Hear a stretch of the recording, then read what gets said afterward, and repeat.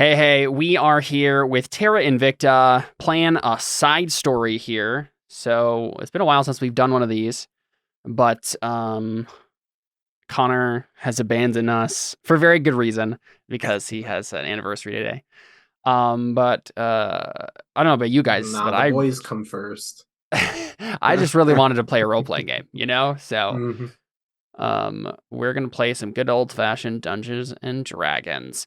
And as we've been following some of these side story characters, we've been following the story of kind of like the weird fifth edition alternate reality versions of our original Savage Tide characters.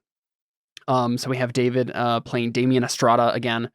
Last time we saw him, he's trying to carve his way through the Crimson Fleet, one pirate at a time, and he was infiltrating a officer of the Crimson Fleet's like private island base, and didn't get out with much except for a set of magical keys that he's been slowly trying to figure out where they go, what their purpose is, how he can use them to destroy the Crimson Fleet, and he has found something.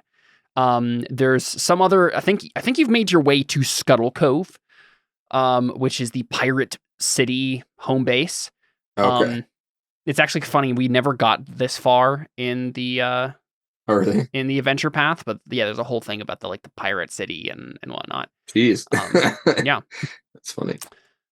And yeah, we're gonna pick up with Damien there in Scuttle Cove, and Jared is coming back playing Ronan. Ronan, we did one session with Ronan at the very beginning of this campaign as a side story. And the only thing that happened with Ronan is he stole some stuff from a wizard who lived in Calabar / Sasserine. The Green Gate Society. Yep, the Green Gate Society. Very good, Jared. That, you know? Yeah. And Ronan has a flying monkey familiar companion who may or may not be the reincarnated soul of Harambe from real Earth. They're connected. This is alternate Earth, so they're connected in some way. Yeah, we did have a point in Terra Nullius where like I think someone went to New York City on accident or something. So like there's precedence for connection to real world Earth. It's been very tenuous, but mostly for just like comedic effect, but we did rename this flying monkey Shabani, so that we're not just going around saying this is Harambe the whole time. That's just another monkey from. It is a different gorilla from a different zoo, yes. Mm-hmm. Yeah, but it's a little bit less Shabani meme culture-y. Sure, okay. That's what I have written on my character sheet. But so my idea here, right, is Damien is going to be infiltrating Scuttle Cove, and he's just found, maybe not just found, but like very quickly in the session, we'll have Damien find a magic door that he has heard rumors that one of these keys goes to, right? And he tries to find out what's beyond it, because the rumors are that whatever is beyond it could be used against the Crimson Fleet. It's like one of their dark secrets or something, right? And I think Ronan is going to be in that door doing who knows what. I have a couple ideas there, but Ronan has a habit of, and the original character Gorath this is based off of, has a habit of showing up in unexpected places. What's funny is Jared's made like 3 different versions of this same character. Yeah, wasn't what's his nose in the Burning Wheel game based on? Yeah, Siegfried is just a different version of Gorath. Yeah, that's because he's a world hopper. Oh right, yeah. So I've been thinking about what's it called?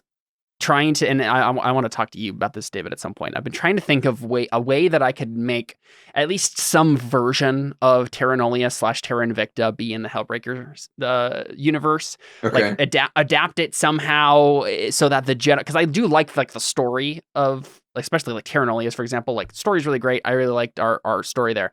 But I think there's a way to like strip out all the D&D-ness and make it into something that could fit into the Hellbreaker setting and have like some of the ideas there. But anyway, we can talk about that later. What needs to happen, Caleb, is they're replaying our old campaign, so we need to replay Terra Nullius, but in like Burning Wheel. Oh gosh, can you imagine? That would be hilarious. That would take literally forever. I don't think. I actually have made the Terra Nullius characters as burning wheel characters before, just to burn them up, and so that would be a fun campaign idea. Actually, I believe it. I believe it. Oh, Anyway, here we are playing some Dungeons and Dragons. So Damon, I think we. Do you want to give us a little bit of a montage here of what has Damien been up to over the past like weeks or months or however long it's been? yeah. Well, so mostly he was trying to figure out where this key went, and it was a whole ring of keys, right? Yep. So it wasn't just the one. And a bunch of the keys just went to like stuff in his house, but there was like a select few that you figured out were magical and have been trying to figure out like what they went to. Yeah. So maybe.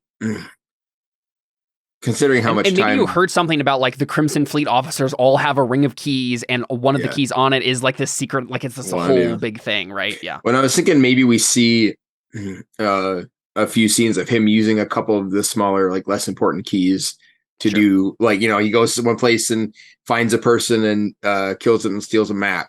And then like, but he used a key to like open some chests that had the map in it or something. And he's getting all the pieces that lead him here, right? That was how he got to this. That makes sense. You know, place, or he got like a code book out of somebody else's thing, whatever, so that he could actually convincingly get here in the first place.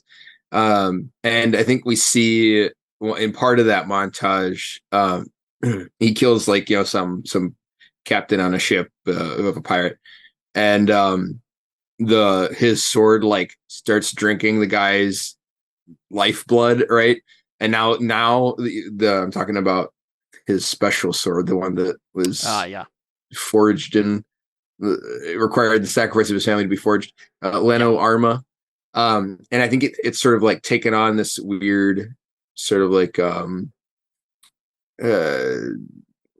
soul stealing sort of. Yeah, sort of. Well, like I think it's got like sort of a red, almost like blood encrusted sort of mineral take to the blade, right? Yeah. So it doesn't look like normal steel anymore. It looks like sort of like rusting, but reddish, right? More blood reddish than rust orange. And that's because it's stronger now. So it's taken on enough of the blood of the people that he's sworn vengeance against, that it's become a +2 weapon instead of a +1 weapon. And because that's pretty significant. And yeah, then I think we see him using, you know, the stuff side quest quest items to get here. And I don't know how long he's been here for. I guess that's up to you. In Scuttle Cove, I'd say not more than a couple of days, right? You've been kind of keeping to the outskirts and slowly trying to figure out where to go and whatnot. Cool. Yeah. I probably don't have a good survival skill, so let's see. What's my survival skill? My nature skill is 0. Well, let's say so. You're in an urban environment, so I think you're mostly doing like backhanded deals and stuff to get. Right, you're like talking to people and bribing people, stuff like that. Yeah. So maybe I would get a short montage of that too. And there's probably some like seedy inn that I'm sleeping in or whatever. Yeah. There's like whole multiple factions in this city that are like kind of warring for control with each other. So it's not like Crimson Fleet is only one of them. Okay, that's good. So it's their home city, but like there's other stuff happening in the city as well. So cool. Great. Yeah. So then I guess maybe we see him sort of wake up and grab the key ring off of the desk or whatever and head out into the city.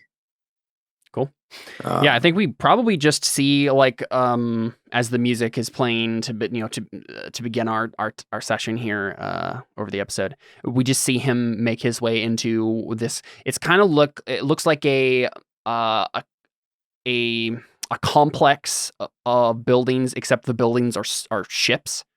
Are sailing ships, and they've just been like beached, or like it's like a weird menagerie of sailing ships that have been built on top of and around to form this like weird little ramshackle pirate city within the city of Scuttle Cove, and that's where you're kind of like navigating through to find the one place. And I think maybe we do see like a moment where you're almost caught, and you have to like jump behind like a curtain or something, and you're sneaking into an alcove trying to keep from being noticed. And we see a large dragonborn man step by with kind of like a Islamic accent, an Arabic accent, and or Moorish or whatever would be around here. Talking to one of his officers, and then he moves on, and then you can keep going. But I think you find yourself in front of this kind of creepy looking black door, and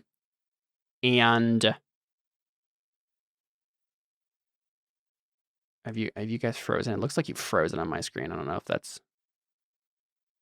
you can still hear me. Zoom has died.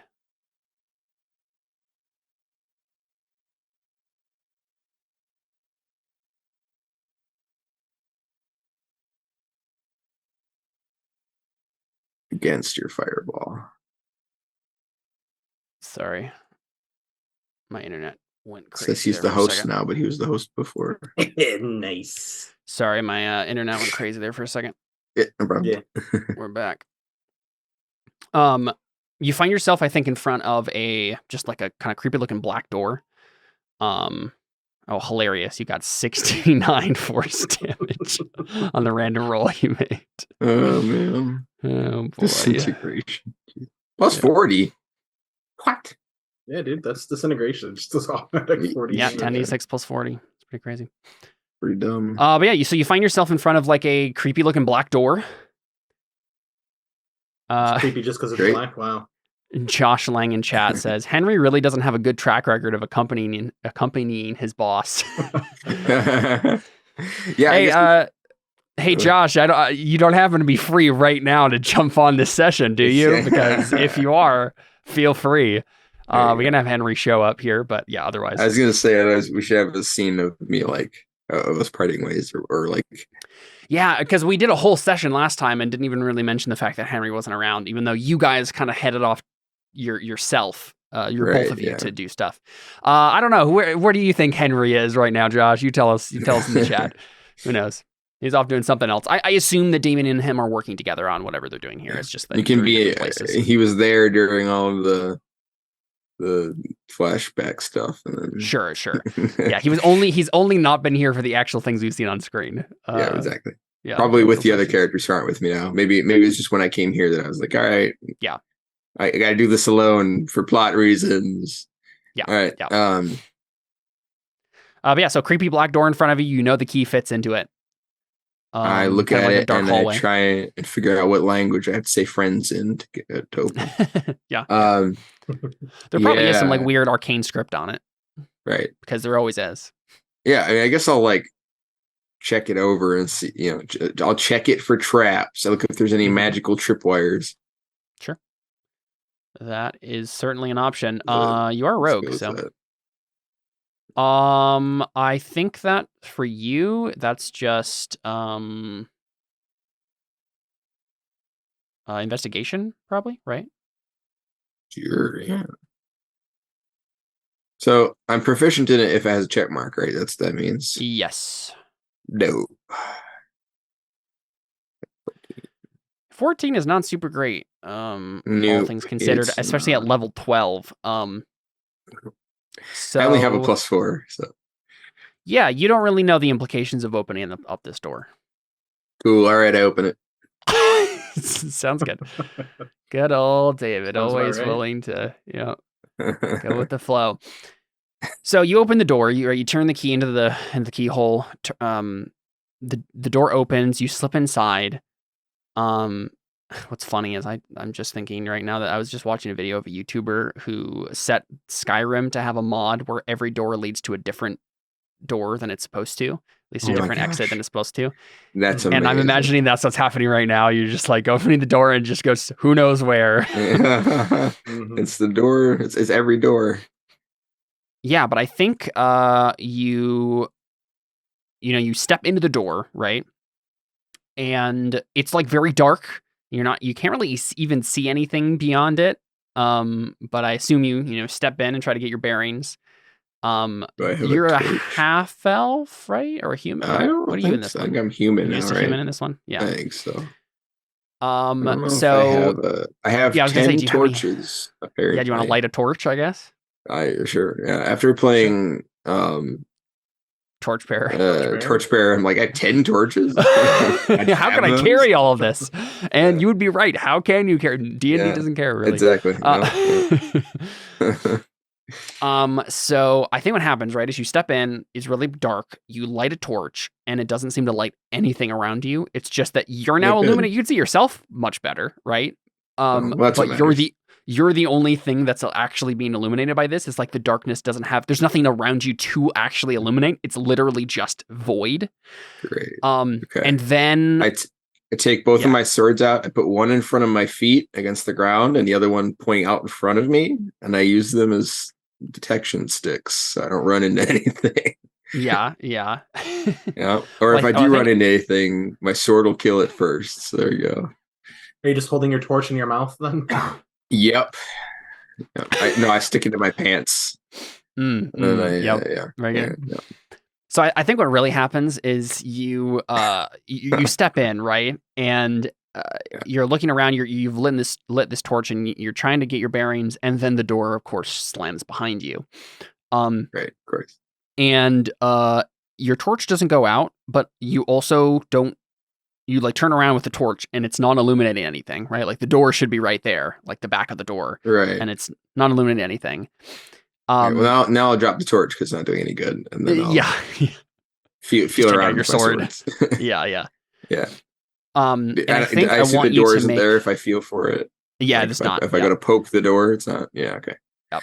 I want you to make a wisdom save. Oh, my best one. The only one that I don't have a bonus to. Oh my goodness! You know Let's what? It go, wouldn't baby. be David if he didn't fail Yeah. a wisdom save. Yeah, Yep. apparently, Yep. yeah. Yep. That And seems just about right. fall on my swords and die. Good job, guys. Sword lesbians it is. Let's do it. Oh, the context doesn't exist for anyone yeah, else well, listening. That's true. So, oh yeah. I totally forgot. There's, Gurno in chat is telling. He had a whole magical statue thing happen to him where he like became older. Do you remember that? No, I don't think you were there for that. Older? Wasn't it Jared? Weren't doesn't you ring a there for bell. that? We did a session with Josh and Alyssa, and you guys were like investigating under a church. Wasn't that you? Yeah. Okay. Anyway, Yeah. he was just That was chatting about that. That wasn't Ronan though. That was Feng Shun. That was Yeah. Yeah. So Damien, you fail a wisdom save, Yeah. and Great. I think you start hearing whispers, right? Okay. You start hearing the voice of your wife, the voice of your father, your mother, and then lastly your daughter.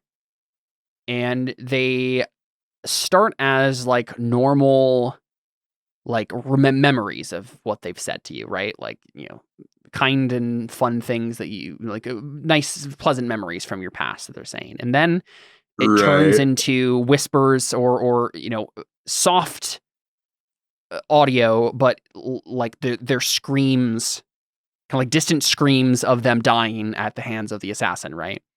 And then it Right. goes silent for a little while. You're still kind of like flailing around, like trying to get your bearings. You're like, what's happening? Am I reliving this, or is it actually happening? Like you're starting to lose sense of like reality for a little bit here. And then you hear a woman's voice in front of you, and it sounds slightly familiar, but like not quite familiar enough to immediately pick out. And you turn around, and you see, illuminated by nothing at this point because you kind of lost your torch, but you can certainly see this woman in front of you. A kind of slight woman with kind of like utilitarian, kind of like leather armor sort of stuff. She looks like a rogue or other sort of like a ranger or something like that in D&D, right? Whatever gear that would be. Yeah. Dual swords. And it takes you a moment, but you recognize her face. Like her voice was sort of unfamiliar, but you recognize her face after a moment, and you realize this is your daughter, but she's like 10 years older. Okay. Yeah, so initially he whips around and he's sort of like aggressive at this point because he's probably been like, what is this? Show yourself, whatever. Yeah, and then you just hear like from behind you, then, just like, Father. Yeah. And yeah, I think he probably like, gosh, yeah, I don't know. I don't know that he trusts that because everything else so far has been like dead people talking to him. So I think he's under the impression this is not like something's messing with him. Yeah. So at first I think he like, he wants to believe that it's real, and then he like, his eyes narrow. And yeah, I think he just sort of like holds a sword out, not like threateningly, but just sort of guardingly. And says, "What sort of trickery is this? It's not amusing." It depends on what you want to believe, Father. Do you want to believe that I'm dead? Or would you rather I be here? It's up to you, really. If what I wanted had any bearing, nothing would be the way it is. But that's never changed anything before. It won't now. I think you underestimate. Yeah, she says, I think you underestimate what I could give you, what I could grant you. You have two options. I know nothing in this about moment. Yeah. You have two options in this moment. You can kill your daughter, or you can come with me, and I can show you. I can show you what revenge truly gives a man.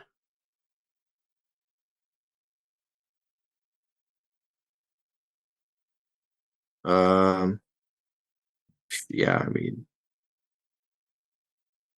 yeah, I think he sort of just puts his swords away and he says, "And if I choose neither?"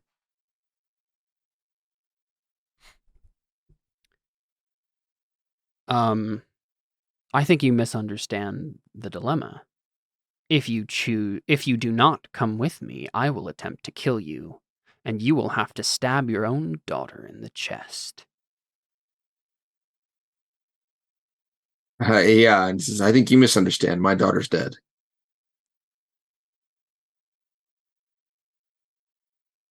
Yeah, and she says, I know, Damien.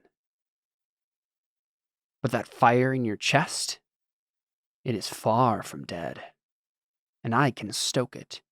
I can feed it. I can give you what you want.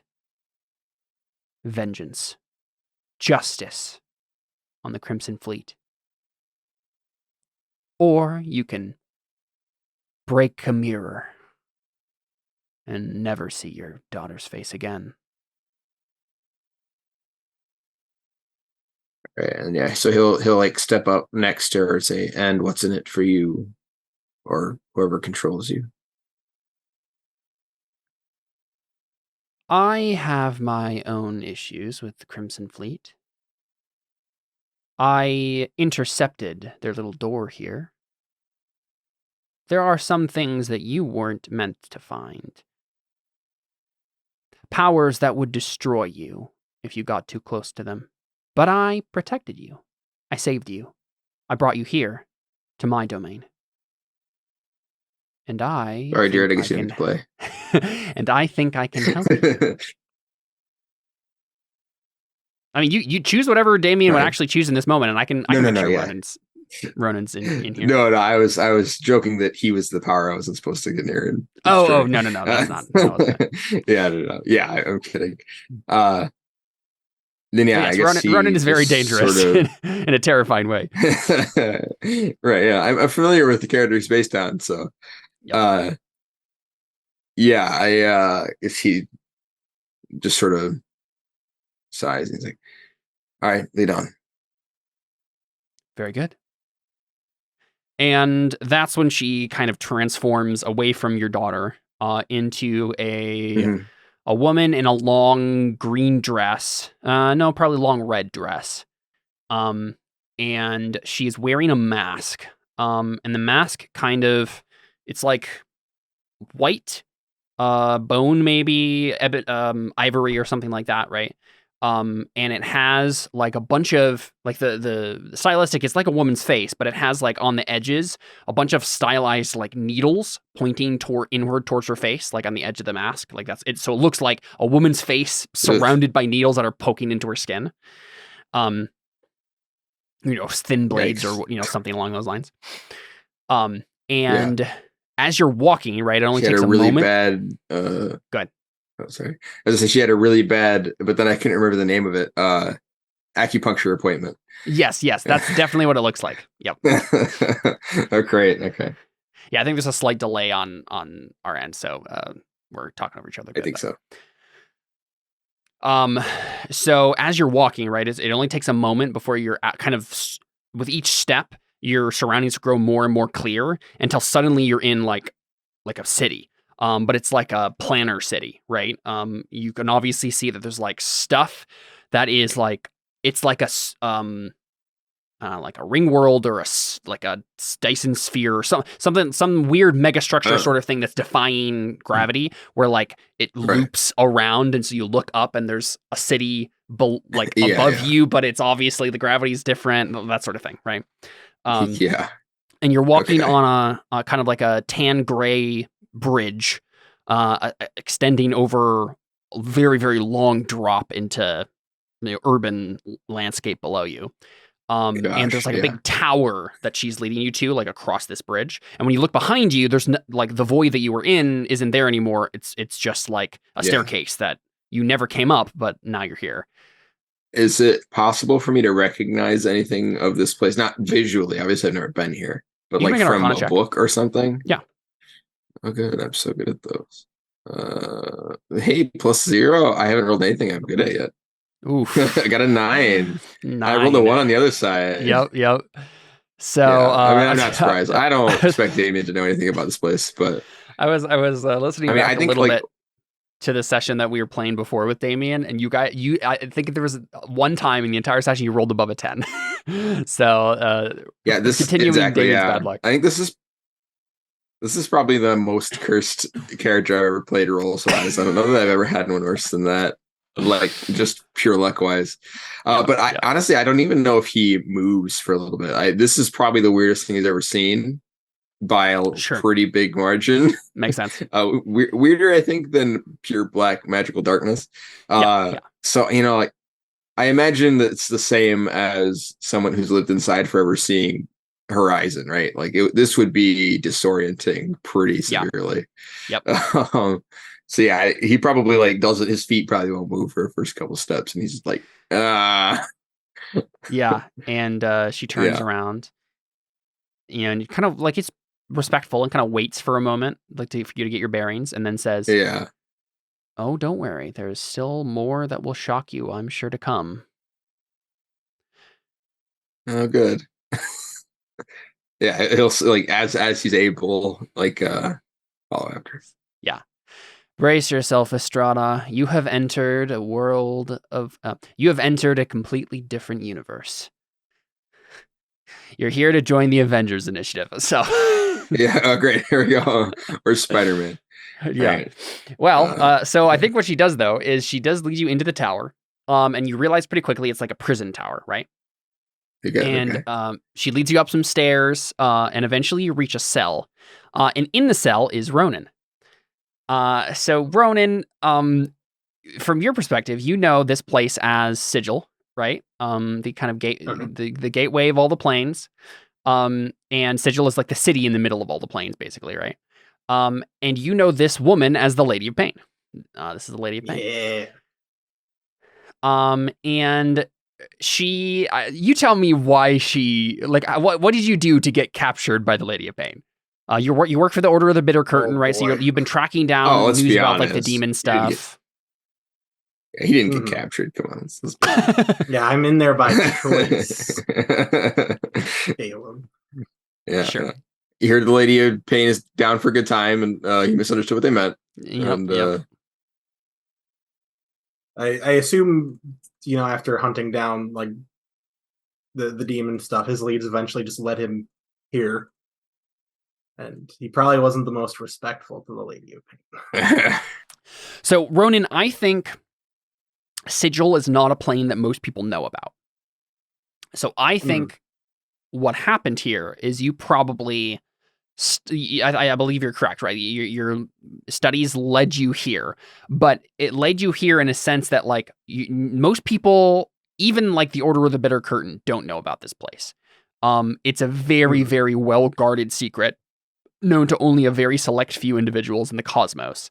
It's maybe going to start becoming more widely recognized throughout the timeline here, but I think during the Terra Nullius era, it was probably completely secret. No one except for the Lady of Pain herself knew about it, and was like protecting it against the Devourers. But now she's slowly starting to kind of like recruit some people to come to her magic city and starting to like put out her feelers. But she's very wary of something like the Devourers happening again, and so she tries to keep it a secret. So I think you stumbled upon this place. What are the Devourers? The Devourers were the world eating, the people who started the cycles, right? The eldritch horrors that started the cycles, that kept all the alternate realities from, or that kept making new alternate realities in the Terra Nullius universe. Gotcha. But yeah, so I think you stumbled upon this cycle place. Are we in currently, as in like outside of the campaign? What cycle is this that we're in? That you, me, and David are in. What cycle is that? Is that the prime cycle? It is, yes, the prime cycle, the original cycle. Yeah. Okay. Are we the eldritch horrors making all that? No, because what happened making basically all these is multiverses. Oh man. In an alternate reality Earth. Okay, so let's put it this way. Our dimension is like -1 cycle, right? Because the prime cycle in this is already an alternate version of Earth that had gods and things. So, okay. Yeah. Anyway, so yeah, you found your way here. You probably are just getting to know the Lady of Pain, right? Like you didn't know about her before this point. This is like your introduction to her. You can decide how long you've been here, but like, yeah, you stumbled upon the plane and have been a prisoner of her since. I've been in the cell for exactly 3 months. Cool. So most of the campaign. I don't need food, so we're good. Oh, yeah. Cool. Yeah, so she is 3 months too long. No, 3 months is perfect. Like that's most of the campaign, but like that makes sense. It still fits the timeline, right? So, because we only saw Ronan at the beginning of the whole thing, so very quickly after this, you got captured. Cool. So, would you want to describe for us what Ronan is doing in the cell? He's quickly like hiding a spoon and putting a poster over a hole in the wall. A small hole that he's been digging. Sure.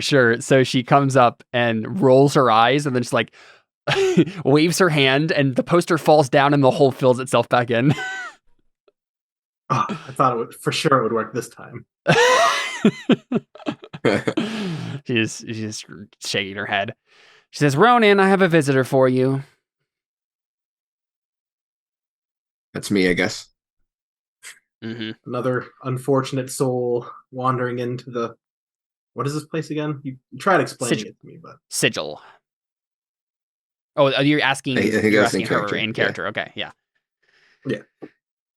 Yeah, so she says... He obviously knows, but he's just trying to get her eyes out of it. Yeah.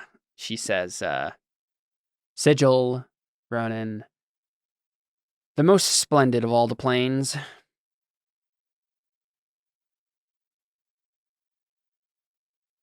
And I was hesitant, I must admit, to tell you the name, tell you exactly what this plane was, but I'm starting to come around to the idea of people knowing about this place because it lets me recruit, for lack of a better term. And I think you two can help each other. Damien here wants to destroy the Crimson Fleet. Do you know anything about the Crimson Fleet, Ronan? He narrates their entire history. Wait just a second. Let's see. Oh, he dictates a lot of their history. So 17 what I roll. Oh, you got a 17. Yeah, there you go. Yeah, so Ronan just starts listing off. Yeah. They originally came from a gathered selection of former sea princes, Muslim corsairs who found demon artifacts and slowly got woven into a plan by the demon lord Demogorgon to destroy all life on this plane. And what do they have to do with me? And him? Well, I think it should be obvious what they have to do with you, Ronan. They are working with demons, and you want to stop demons, yes?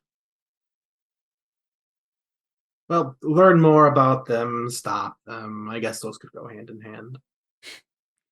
Shakes her head. Damien wants to put them out of business. The Crimson Fleet particularly, but I'm sure demons would be an added bonus. I suppose. Well, there are some things happening in the multiverse currently that I think could use a little nudge. And you two, I think, are going to be one part of that nudge.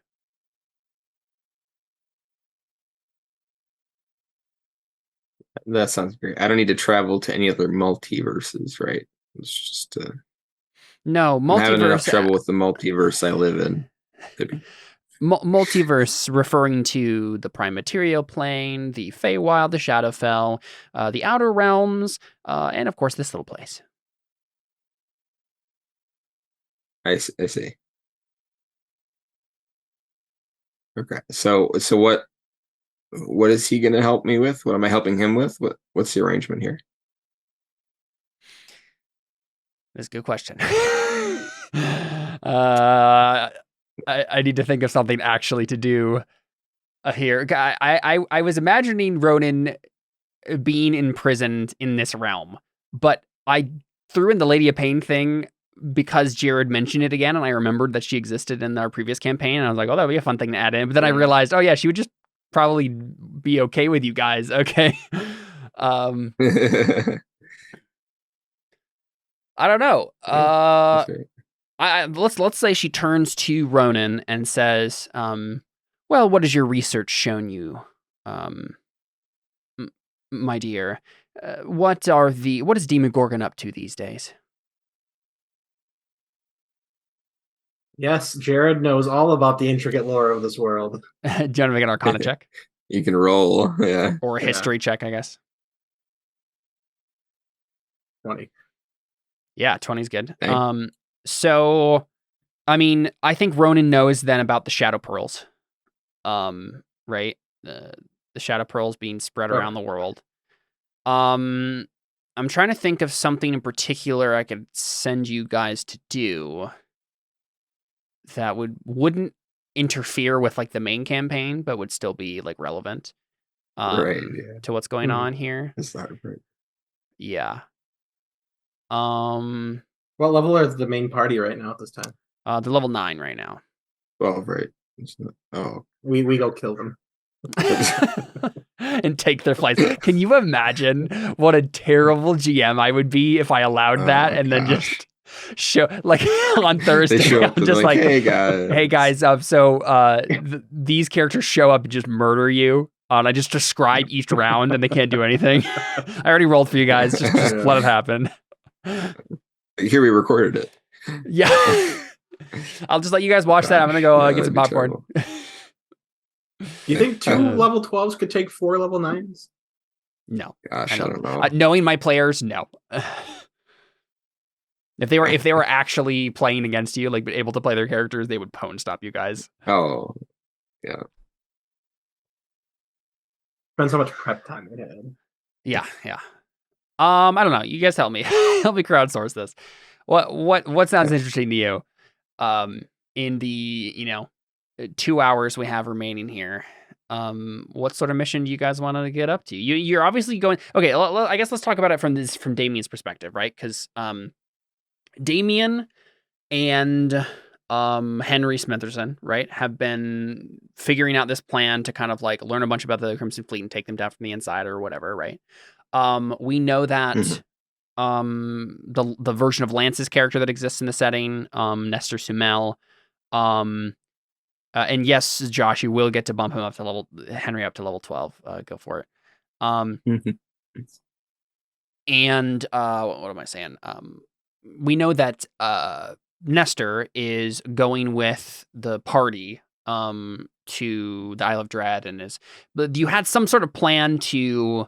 I think Nestor had gotten word that the Crimson Fleet had some sort of interest or presence or something like that in the Isle of Dread, and he wanted to go there and check that out. And since Lavinia and them are going there anyway, he headed out to do that. So in theory, there should be some plan to eventually get the crew all back together to take down the Crimson Fleet. But I'm not entirely sure what that is. Well, I guess what would the key have taken me to if she hadn't intercepted it? Because that was what he was looking for. Yes, He's looking for either something important to destroy or to lead him, give him an advantage on actually finishing this. So let's actually say so Ronan made a 20 and fills in you guys about the Shadow Pearls and stuff, right? And I think Lydia Payne interjects and basically talks about what's it called? She says, this brings up another thing. Damien, the place that I interfered with, the place that door would have led, is a place called the Gaping Maw. It's Demogorgon's home. If you would have gone there, you would have been killed by him almost instantaneously. You don't have the protections that I have to be able to travel to a plane like that without alerting an entire demon horde. Why would pirates have that key? Why that seems like a bad idea. You're asking that in character? Yeah. She says, well, because that's where they go to meet with Demogorgon when they need when Alizan Boskell, the leader of the Crimson Fleet, needs to talk with Demogorgon and his lackeys. He goes there, uses the key, and some of the other officers have the key just in case Alizan was to expire. It's usually never supposed to be used, but it's there in case. I see. It's part of the same technology they use to get their ships around. Oh, then it looks like I owe you an apology for my brusqueness. Oh no. Don't worry. I deal with brusque people day in and day out. You haven't offended me at all. She enjoys it. She enjoys brusqueness.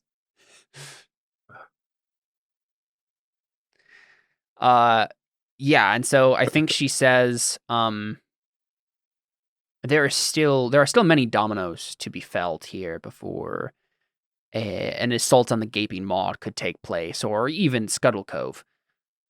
But there are pieces that we could put into place now. There are dominoes that can be felled now.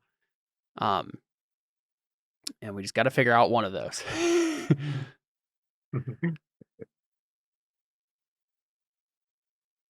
I mean, I don't know where the main campaign intersects with the Crimson Fleet anymore, so I don't know what's like a safe target for us to. So I'm imagining probably what she's going to send you to do. I was going to say, I think probably what she's going to send you to do is something on the Isle of Dread. That makes the most sense because I typically have kept these side stories within the same region that the characters are hanging out in. Mm-hmm. So something on the Isle of Dread makes sense, but we don't really want to send you to either of the main places that demon stuff is happening there in the main campaign, right? Yeah. Because then you're just interfering. So there must be something else. Is she going to teleport us there, or do we have to take a boat? I think so. I think she's going to teleport you there, right? Okay, because I was going to say we could be on a boat. I could teleport too. It's fine. Yeah, Ronan can just teleport himself normally, so. That Let me far? double check. Yeah. I don't didn't know there were any spells in D&D at all that would let you do that. It's not a spell, it's a magical item. Oh, I see. Okay. The obsidian yes, steed that's You have the insanely Oh. overpowered and lets you plane shift and teleport basically to do anything. Go You to an might have alternate had- dimension where time is different, so we get all of our spell slots back. Remember that? Yeah, no, I just didn't. Yeah. Just assumed we would never be given something like that again, so I didn't think you'd have it. Oh, that was actually the first thing we did with Ronan was he stole it from Right. that wizard. Oh, that's what he stole. Okay, excellent. And my let me premise take for a look this at version of Roman was like you got to catch them all kind of guy. He wants to collect all of the. There are a bunch of other items that are based off of different animals. Yeah, like the obsidian steed. Yeah, He's convinced if you combined all of them, something special happens. they turn into some kind of combination mech. It turns into Voltron. Yeah. Yeah, exactly. Great. Okay. I'm glancing over the Isle of Yeah, Dread I mean, is there map a- stuff here real quick just to see if there's Okay. anything interesting, or relevant. What were you gonna say? Is there anything that happens in the main game that we could indirectly cause, despite not having a normal cause? Oh, that's true. Yeah, that could be a fun thing. Like if you get attacked by dinosaurs, but now they get attacked by dinosaurs because we made them mad or something. I don't know. Oh, I have an amazing idea. Okay. All right. So we're gonna say this happened. I think I'm gonna like shift the timeline slightly here.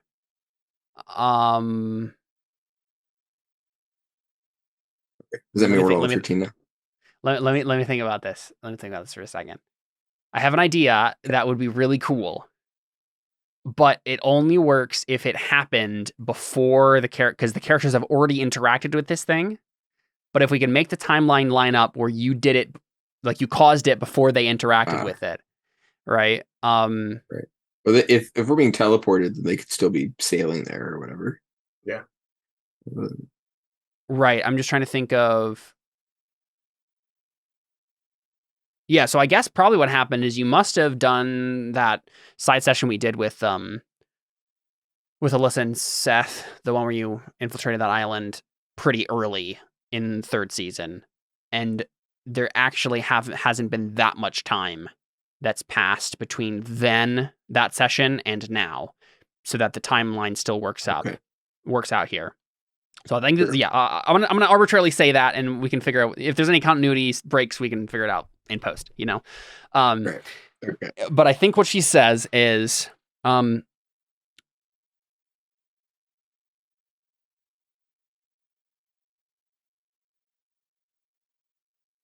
okay. I just thought of a hiccup. I had to figure out in my own head to make this work still. Okay, I figured it out. All right. Okay, so she says, there is a place on the Isle of Dread. You know what? I don't need to explain all the details to you.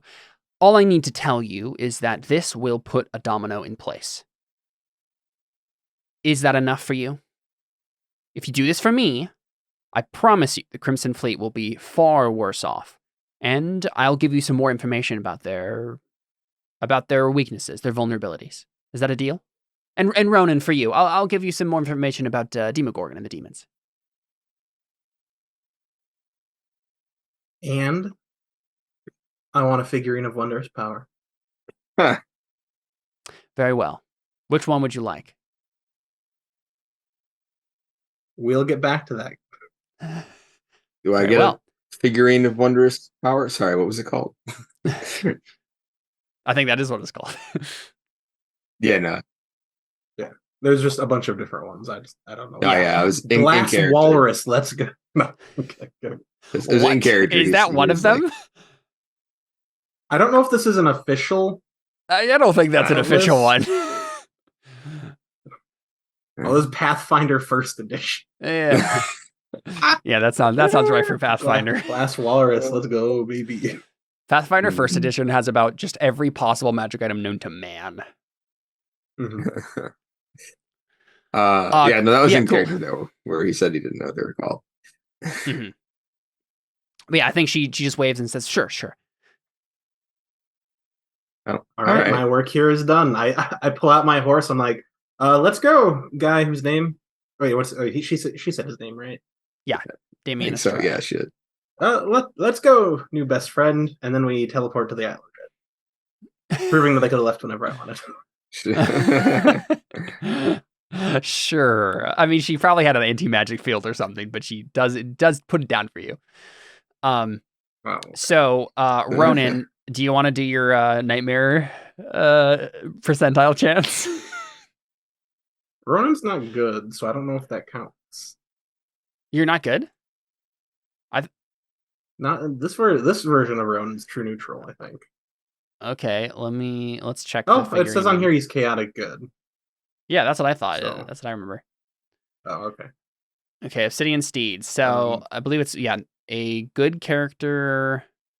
If you have good alignment, Never the mind, I figurine has a guess 10% chance each Yeah. time you use it to ignore your orders, including a command to revert to figurine form. Well, this could be a very different session.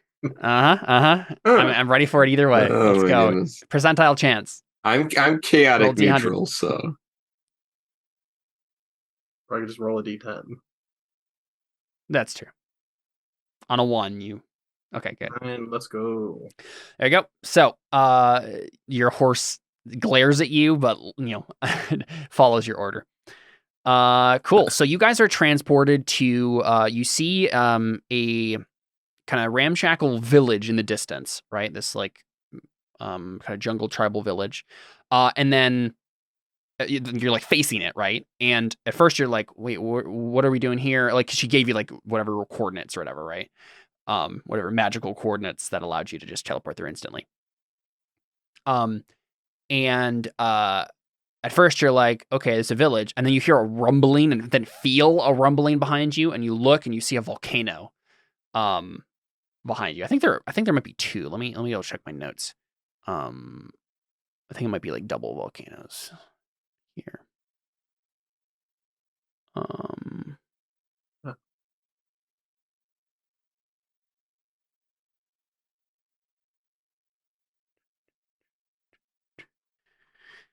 What is these even called?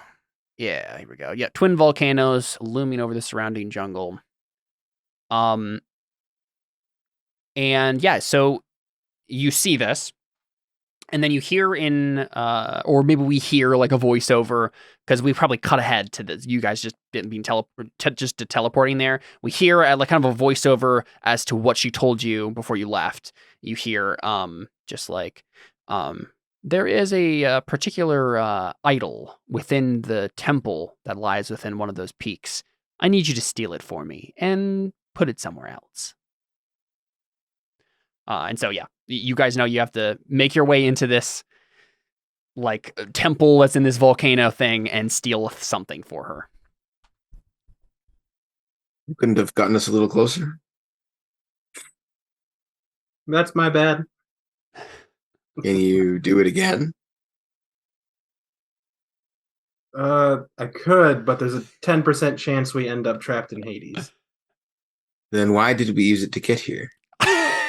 There's 10% once isn't likely, but 10% twice, that's 20%. I don't like those odds. Well, 10% is plenty likely when it's going to hell is the result. It's not too bad. Well, next time leave me out of it, all right? All right, let's go to the Good. temple. Yeah, all right. Cool. So you get to the entrance to it or whatever, right? You see a sloping lava tunnel widens into a large round chamber filled with smoke and ash. forming fissures that riddle the rock walls and floors. So I think you guys just make it up there, and you can make it in just fine. There's like a winding passage that leads in there. I think like it seems like you've caught whatever tribal shamans may take care of this place unawares. You haven't seen anyone yet. A fiery glow and thunderous rumble comes from the west, where rents in the cave wall open out directly into the active volcano's throat. The walls of the cave are riddled with niches, some of which contain offerings of food, trinkets, and animals, while others are empty or contain only ash. Through the haze, an 8-foot-tall bat leers from where it has been carved in relief out of the far wall. The bat's wings rise over its head, with its claws meeting at a curiously shaped niche that appears to be empty. Subtle. I suppose we have to put something there. No, so you actually do see in one of the niches, you see a big golden yam. Like literally golden, or like golden like a vegetable, or yes, it's like an idol, right? Like a little statuette. Of a yam. Right. okay. Not dinner. Okay.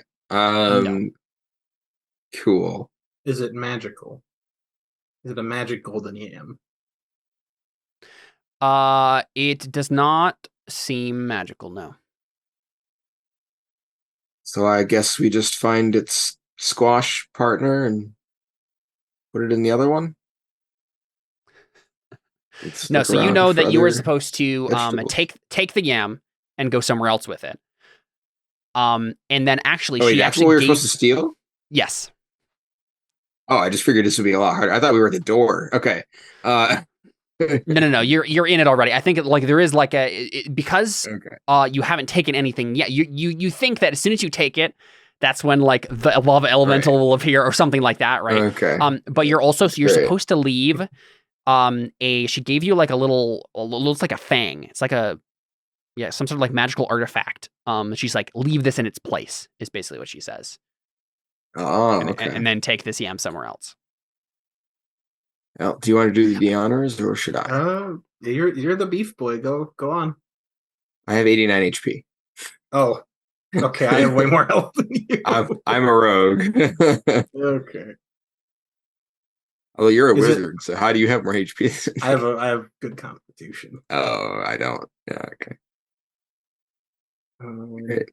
Is it like up high, or is it just at ground level? I mean, up high-ish, but like with your guys' skills and abilities, you can get to it, no problem. You're level 12. Well, my horse is just out for 24 hours. So. Yeah, you can just fly it up there and grab it, right? Yeah, I just fly up and grab it, even after telling Daedalus to go get it. Where did you get that? Well, I may have stolen it from a high society of wizards. Interesting. And feigned the town was being attacked by monsters, but that's another story. This is the only horse like this that they have? That they have, yes. I don't know how many exist. This is the only one I've heard just of. Figure if they have so another one, they might just appear up on your doorstep someday, and I just kind of don't want to be there when that happens. So I was just checking. All right. I mean, I guess now we go back. Turn around. Well, so he grabs it and then something happens. I'm just trying to get a map. Oh, right. Okay. Yeah. Lovely. All right. Did you replace it with the thing? And the other thing? I assume you do, right, Jared? Yeah, I put the fang there. Very good. Or do they attack before I put the fang in? Yes. Okay. But I mean you're right there. You're right there. I assume you just do it, right? Yeah. Indeed. Oh, perfect.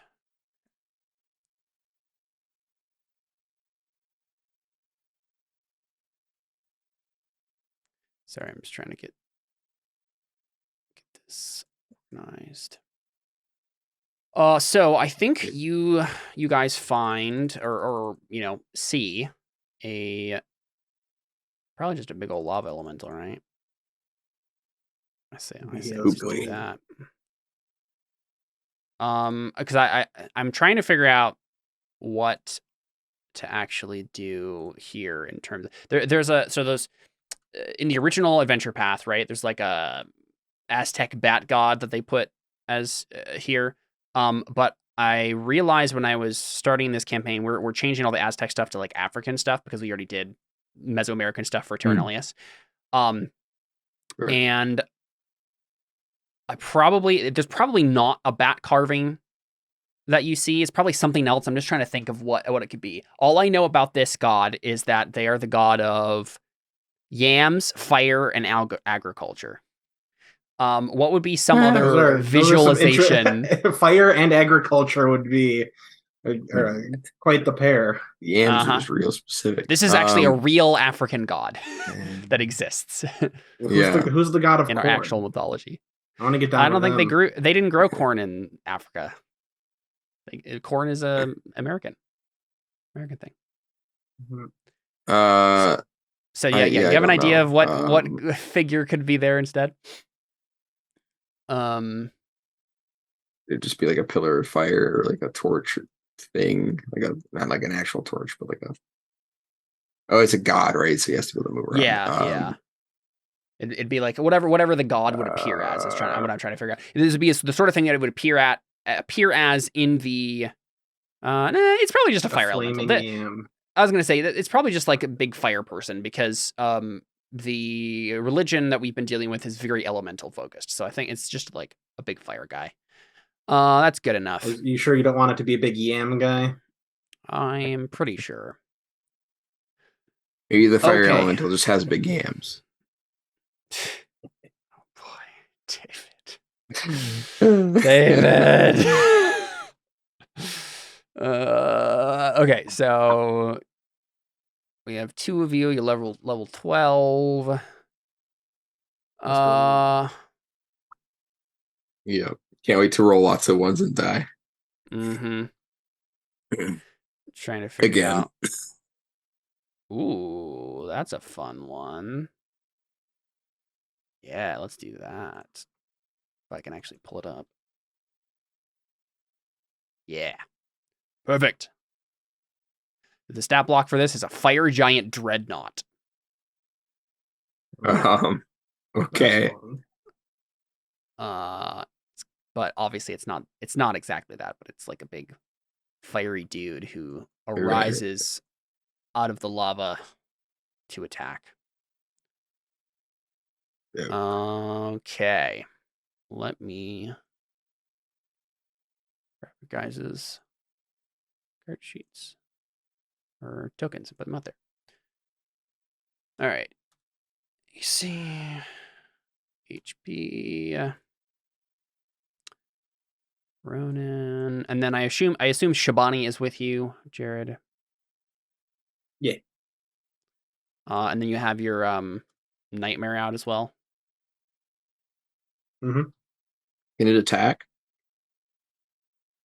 The nightmare or Shabani? The nightmare. It only protects itself. Got it. So we should just push it at the guy. So I think Ronan is up over here, right? Like putting the thing in the niche. Damien is down here, and you're riding the nightmare, so I guess it's over here too. And then Damien, you're kind of like standing there waiting for him, and then you see this big old, like horrible fire person, with flaming armor step out of the lava, to attack. So let's do some initiative, shall we? Go ahead and click on your token. Roll that initiative top button. Hey, you got a crit. Nice. Oh, there I am. Okay. I always go first, remember? That's the... Oh, wait, wrong game. With the wisdom save you made earlier, it does feel like the same, but... Critical fail, let's go.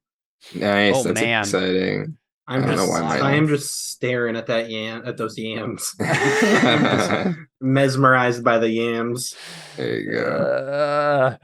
Okay, so Damien, you go first. You see this thing come out. Like, I don't think it surprises you, right? Like, didn't it get a higher initiative than me?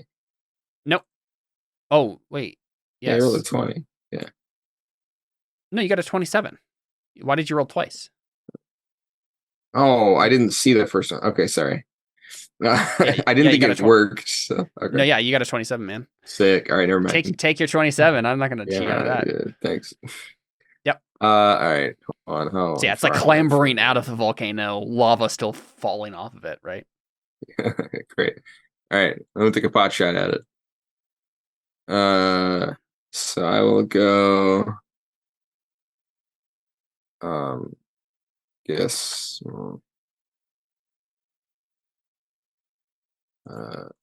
I'm gonna make. Use a bonus action to take it twice, right? Okay. We'll just do this.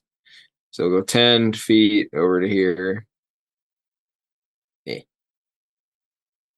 Okay, my roll 20 is really chugging. All right. And I will attempt to poke it in the face.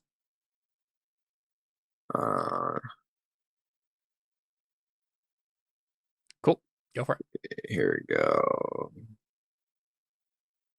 My new magical sword. Well, I mean, not new, but yep. Oh my gosh. Knew that was Let's gonna go, happen. baby. Here we go. Here we go. Yep, that's a miss. All right, here's my bonus action attack. Hey, I can get above a 10. It is a real thing. All right. And Yeah, that hits. yeah, good. I was hoping that would be the thing. It's a fair assumption to make. Yeah. So then oh, it doesn't. So it does 12 piercing, but I also have to make it do sneak attack. Goodness. It's laggy.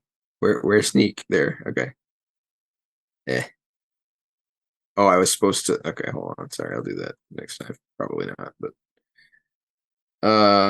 yeah. Now we're talking.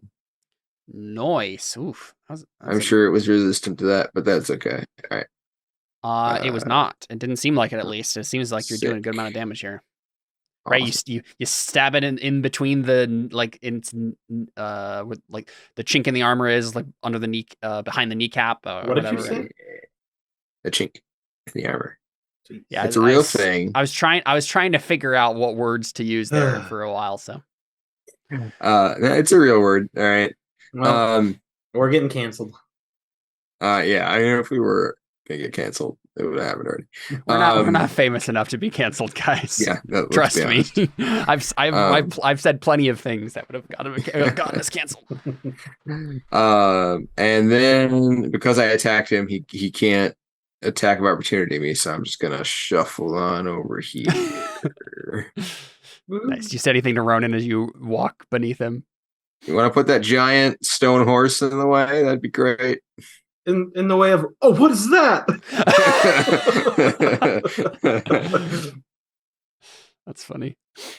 Oh yeah, I gotta put Shabani out here too. Good old Shabani. Yeah, David, I'm about to show you why. I'm going to show you why monkeys are the most overpowered familiar in the game. Not imps. Too invisible. All right. Can they throw poop? You know what these are? You know what these are, David? Thumbs. Opposable thumbs. I can use magic items. Oh yeah, I forgot. Yeah, he has his monkey. It has two wands strapped to its back. Can imps not use wands? Opposable thumbs on there. I think they can. Yeah. Oh, they might be able to. But monkeys are cool. They're not imps. Can imps fly? Yeah, and they can turn invisible. Maybe imps are better. It's the only. It's better for the Harambe lore. It's the only pact thing I ever see anybody take. Don't you have to be a warlock? A warlock, yeah. I wasn't. Yeah. Anyways, that's why I chose Shabani, not because of the next best thing. Yeah, there you go. Does he fling poo? I feel like that's the real. We'll put out the fire, you know. Yeah. Oh, I forgot to mention on my in my inventory I have a various how do I word it? Assortment of tiny monkey outfits. Excellent, wonderful. Yeah, right now he's dressed as an explorer.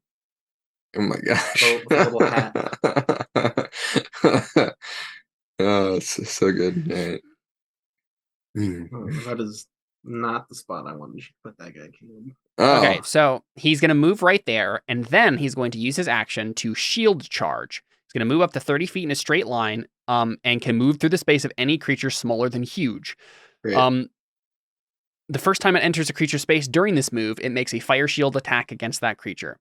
So he's just going to plow through all of you guys. But isn't he flying? He is flying. I don't think the niche was that high in the air, and this guy's pretty tall, so I think it still counts. But he won't be able to hit Caleb because Caleb's on top of the horse, right? Those hit the horse. Jordan or Jordan. Jared. Wow. Wow, how did we both get that name so wrong? I don't know. Sorry, Jared. What did I say? You said Caleb. Oh, well, that's because I was talking to you. That makes more sense. Yeah. All right. Anyway. I'll say that. Sweet. That makes sense, right? The horse will get hit. I think Shabani is going to get hit. No, actually, it's not in a straight line. You're right. It's just the horse and you. Nope. Okay, so fire shield against you, Damien. You got a 23. That's 23 bludgeoning plus 8 fire. Maybe strengths. I'm just gonna evade that and take half damage because I'm hoping he doesn't have any other attacks. So. Fair enough. So sorry, how much damage is that? Wait, it totals. I take half of the total, right? So that works. It doesn't matter what the elements are. Yeah, it's like the total damage, yeah. Okay. So that's 31. So 15. Is it rounds down? Okay. Yeah. Wait, no, everything in D&D rounds down. Yeah. All right. I have to look up my calculator here. Then make a DC 21 strength saving throw for me. Yeah, sure. Nice. I'll just do that. Give me a sec.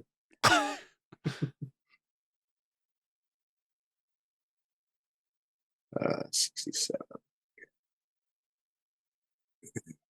And DC 30 strength, right? Here we go. All right. 21 strength, but yeah, you still failed. All right, sounds good. Let's see.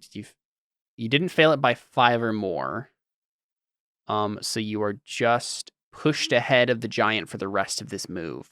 So when he ends his that's just a giant turn pancake. here, you just get slammed up against the thing here. But you didn't fail it by 5 or more, which means you're not knocked prone.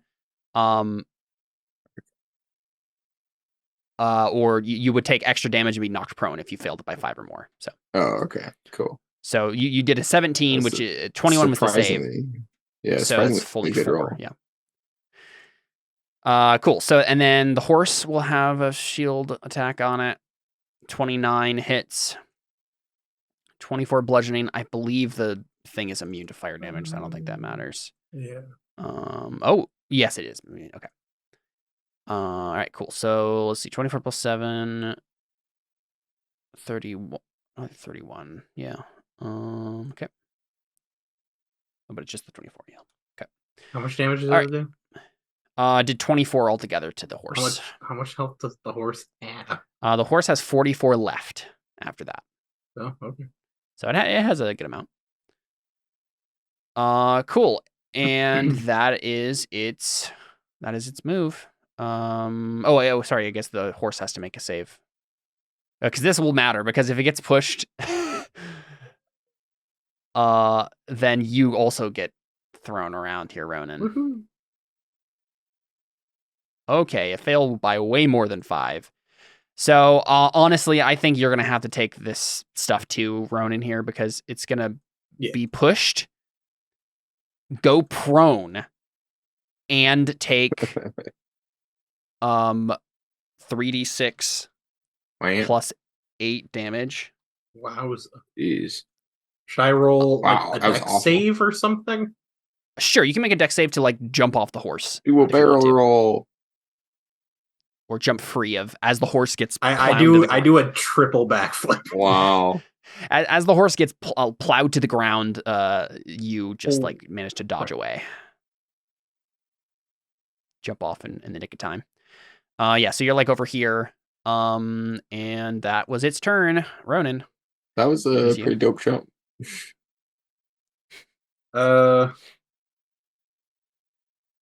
I activate my winged boots. My other my other Other way of to flying. fly. Yeah. You click your heels together. Mm-hmm. There's no place like home. Uh, There's no place like Sigil. There's no place like Sigil. There's no place like Sigil. is it's still my same movement speed and flying, right? I believe so, yeah. Okay. I go to Shabani. Would be in melee range. I'm gonna fly like out of its range. Oh, okay. You're gonna have to move more. You don't have enough movement to do that. It's very tall. Oh, okay. So if you're moving there, you're in its melee range. Oh, So I mean, maybe move like there instead. Wow, my thing's not doing the thing. I Whatever. go 15. Oops. 15. So like, 20. Grab Shabani. And then like fly 10 feet up. And then what do you do? And then I'm going to cast a spell. Disintegration. I was gonna do absorb elements, but that doesn't do what I think it does. You're just gonna absorb his element. Is that what you're gonna do? That's what I wanted to do. That's not what it does. No, that is not what it does. I absorb your fire. I am fire. I know. Can I roll an Arcana to see his weaknesses? Water. Water is his Sure. weaknesses. Yep. 12, Not you do not know. good. Water and disintegration. Just disintegrate him. Yeah. I feel like disintegrate works on most things. Yeah, 'Cause it's hard to be disintegrate- disintegrating. Disintegrate does force damage, and there's like almost, I don't think there's Mhm. anything in the game that has like resistance to force damage. So Is he made out of stone? he is Made out of fire. Yeah, he's like made out of like molten rock. Okay. I'm going to cast Dragon's Breath on myself. That's a bonus action. Okay. And it's gonna be cold. Here's Ronan, Hey, cool. and here's Damien. I do really like this picture for Damien. It's super good. Yeah. Yeah. Sure. Um, I used that picture for another game where I was playing a really foppish noble. And I was like, I gotta Nice. use this again. It's such good. all right, so And there's 3d6, It's perfect. and he has to fail a dexterity saving throw. The giant does.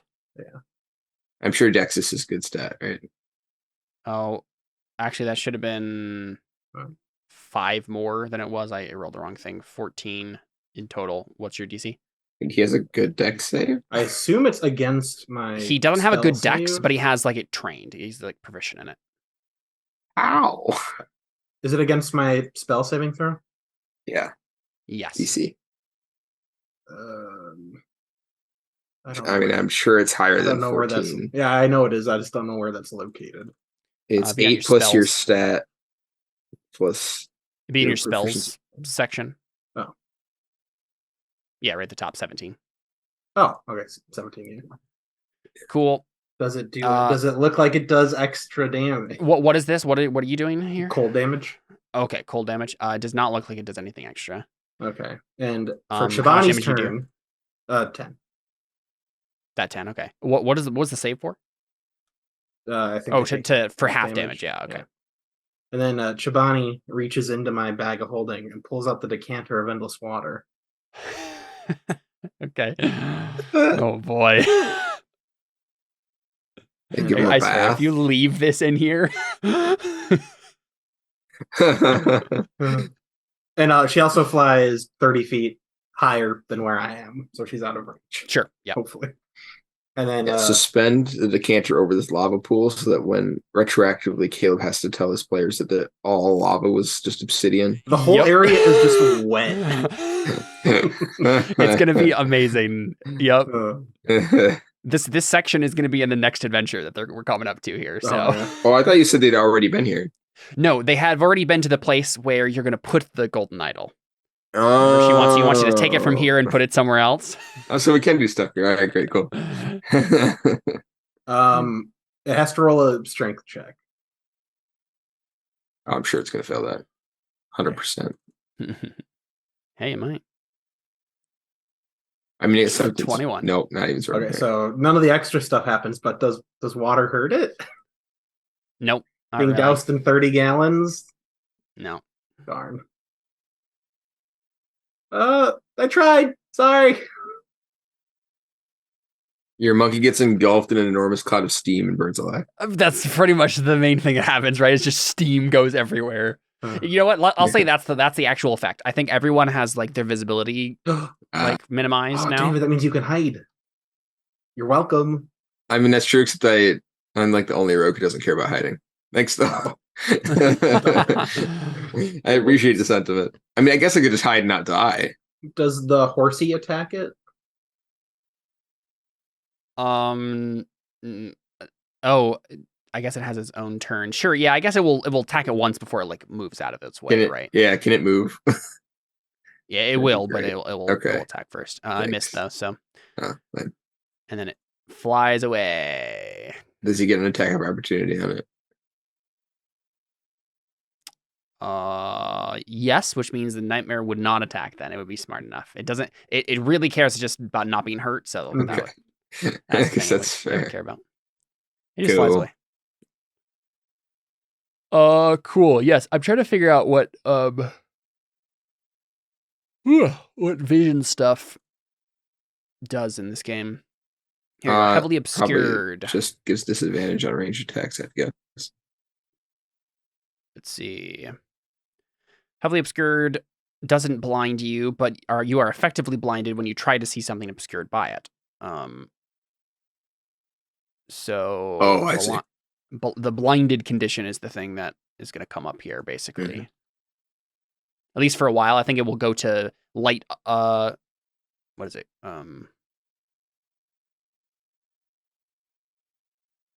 It will go to lightly obscured in a second here as the steam clears. But for now, it's this next turn will be.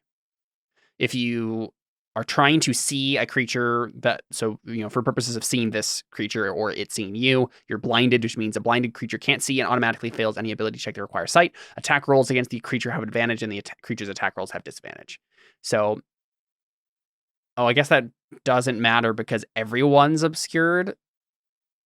Yeah. Well, so like, I don't think it has blind sense either. So everyone would just be at disadvantage for the round. Yeah, everyone, but they would have advantage against you. So it's just straight roll still. Right, but that's only if you're blind, and you're just blind for the purposes of seeing them.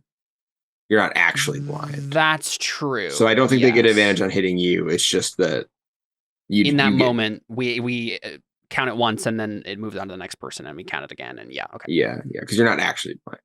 Yep, that makes sense. I mean, he's glowing too, right? So we can probably see him. So everybody's just gonna have disadvantage to do stuff. Jerry makes a good point. He glows, right? So we don't get disadvantage, but he does. Yeah, but he glows in a way that makes the whole steam be diffused with light, and it's still hard to see. Damien, it's you. Yeah. I don't declare it, David. Great. I have disadvantage now, right? You do. Can I have advantage instead? Nope. You sure? I'm positive. There'd be no reason for that. He can't see me coming. I'm stealthy. It's good. Yeah, unfortunately that was my attack roll, not my damage. But he takes 15 damage, and then I didn't click sneak attack earlier. All right, hold on, I just gotta do this again. Whew. Yeah, pew pew. I don't think you can have sneak attack because you have disadvantage. Yes, you're right. No sneak attack. Bummer. Good catch. All right, other attack. Yeah. Can I have advantage on that one? No. I would have crit on both of these. You still do a good amount of damage, though. Yeah. I guess it doesn't matter because the real reason I want to crit is to get it's all the sneak attack damage. Sneak attack, yeah. Yeah. Cool. All right, cool. So you're just like, trying to as it's creepily moving through the steam, right? Yeah. All right, cool. It is its turn. Yeah, smell good. Yeah, I bet. sulfur and brimstone and steam and okay. It is going to hit you with 2 fire shield attacks. How rude. Oof. Well, good thing it has disadvantage. Oh yeah. What's your AC? 17? 17, I think. Yeah. Okay, so it hits both though, but no crit. Yeah. So 17 bludgeoning plus 23 bludgeoning is 40 plus, so 45, Well, I get to have one of these, so obviously I'll have the second 56. It's 56 damage altogether, but yeah. Right. But so let's see, we've got the bottom one is 34. So I'm going to change that to 17. Yep. And then And the top one is 22. So okay. So it has like 2 shields that are made out of like this molten rock, and it's just slamming them on you. And you're like in D&D terms, I think typically like you're not actually being hit by these things, otherwise you should be crushed immediately, right? You're getting scraped and stuff as you're barely dodging, and yeah. Yeah, I have 28 HP though, so that's not going well. Very good. Well, help here. Renan, it is you. I did not take very many damaging spells. You could also just be like, let's teleport, let's get out of here. Like, you have the stuff, right? That's true. We also have the only damage spell that matters. Yeah, I only get to do that once, though. Well, I mean, this is a good time to use it. Yeah. I mean, we'll probably have to fight something wherever we're going, but we can just sleep first. Yeah. How much movement does Horsey have? Horsey has 90 feet of flight. Holy crap. And that's 1 move action, right? So. Right, yeah. You want to have it move to you? Yeah. I mean, may as well move to me and then go get David. Yeah. That's right. You can just fly around it and grab him if you want. I mean, and just teleport? Yeah, I guess. Let's roll that D. Yep, go ahead. D100 or D10, whatever you want to do. All right, you're still safe. Sounds good. And when you see the thing like look at the niche, where it probably just like looks around and is just confused as like what wait. Oh, my idol is gone, but I think we notice particularly it doesn't actually see that Ronan placed like Fang there instead. Yeah. Because it wasn't actually watching you do this; it just kind of sensed that something was taken. So we see it just like angrily look around for a second and then melt back into the lava, right? Cool. So your nightmare can just like transport you anywhere. What is the limitations on this? No idea. Well, let's look it up, shall we? And it's like it takes 40 minutes and you can only do it once per year. Well, it's like he has it for 24 hours and can't be used again until 5 days have passed. And it can... And it might be different in this edition than the other edition, so... As well. I probably should have checked that. Oh, yeah. They might have realized how ridiculous that was and totally changed it completely. Sure, it's fine. It just is your mount. It doesn't have any special teleportation powers. Are you sure? Yeah. Because I don't think the nightmare does either. Like just normally. Oh. The nightmare and up to 3 willing creatures within 5 feet of it magically enter the ethereal plane from the material plane or vice versa. So it can do that.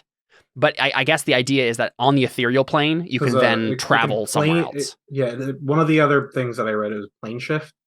That's basically what it's doing. It can plane shift. It can't do in 5th edition. It can't plane shift anywhere, but it can plane shift to the material plane and then back to the or plane shift to the ethereal plane and then back to the material plane. Gotcha. So I think the idea here is that you'll plane shift to the ethereal plane, travel along it in a because it's way quicker to travel in the ethereal plane than it is in the material plane. Get to where you're going on the other side and then shift back. Which I think you can do within 24 hours. I think that's fine. In the ethereal plane, like, I thought I told you not to do that. Well, you were getting crushed, and you said you weren't a beef boy. You don't have any useful spells to, I don't know, kill things? I mean, I do, but I can only do so many in a day. So you jumped to the maybe go to hell option as your first go-to? It's worked out so far. Oh my gosh. And if you go to hell 3 times, you get free ice cream. So I don't think they expect you to leave the first time. Free ice cream. I don't know if I'd want hell ice cream. I think it would melt. you do not want to know where they got the milk for those. Oh boy. Oh, Yikes. boy. All right. All right. Let me double check something on here. Let's see. All right. I have maps for these, but it's like an old dungeon that it's all kind of mixed together in my archive pages, so I'm not going to bring them up necessarily unless you need them. So you guys get transported to this jungle ruin. That's where you come out. And you have the golden yam, right? And you know you're supposed to place it at some point in this ruin.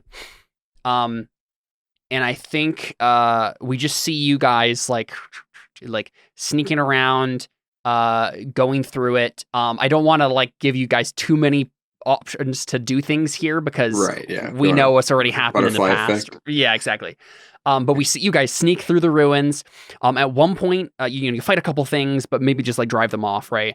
And then you at one point activate a trap that makes a metal wall appear behind you and like locks you in this chamber. Oh boy. And I think you. No, sorry. I'm ahead of myself. You're seeing through the chamber, through the ruins, right?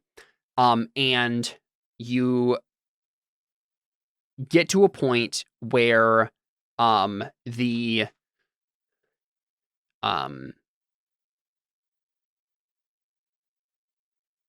you're getting close to where you think you need to go, or the description that the Lady of Pain gave you. And that's when a Vrock teleports in. So Vrock is like a demon that looks like a weird vulture thing. Mm-hmm. And it teleports in and it says, what are you doing here? Spoiling your plans. The Lady Malcontent will not stand for this. Is that different than the Lady of Pain? Yes, of course. And the Lady of the Jades. A lot of ladies. Give me that idol right now. What's in it for me? You're muted, David. You're trying to say something. I'm pretty sure we should stab this guy, right? It's a demon. Demon's bad. Yeah. God, great. Cool. All right, I was just checking. Here we go. So this guy stays alive by the end of the thing. So I think we'll just describe this, right? You guys fight him for a little while. And during the fight, you guys go into a chamber and behind you the wall like comes up, right? Yeah. And traps you guys all in here. And then you get to a point where you drive him off, you go place the yam in this like room, and we see the demon like go back to the metal wall, pound on a little bit and be like, oh crap, dang it, like I'm stuck in here. And then he comes back to you guys and he's like from a distance, because you guys like fought him and he's like wounded or whatever. He's like, excuse me, huh? I seem to be trapped in here. My Lady Malcontent will not be pleased if I do not return with that yam. Are we sure we can come to some arrangement? What do you have? That seems like a bummer. But we got a horse, so see it. They just like teleport away. I don't want to, but I assume that's how we're getting out. Oh, because we can't leave otherwise. Yeah. Got him. That would be a great time for the D percentage. Oh boy. Come on, Ron. Do you have anything on you? Shaking him down first. It's like, no, I doubt. No. Is he wearing clothes? Runestones or figurines of wondrous power? Anything? Anything? Fresh out. Pretty sure you only get the loot table if you kill him.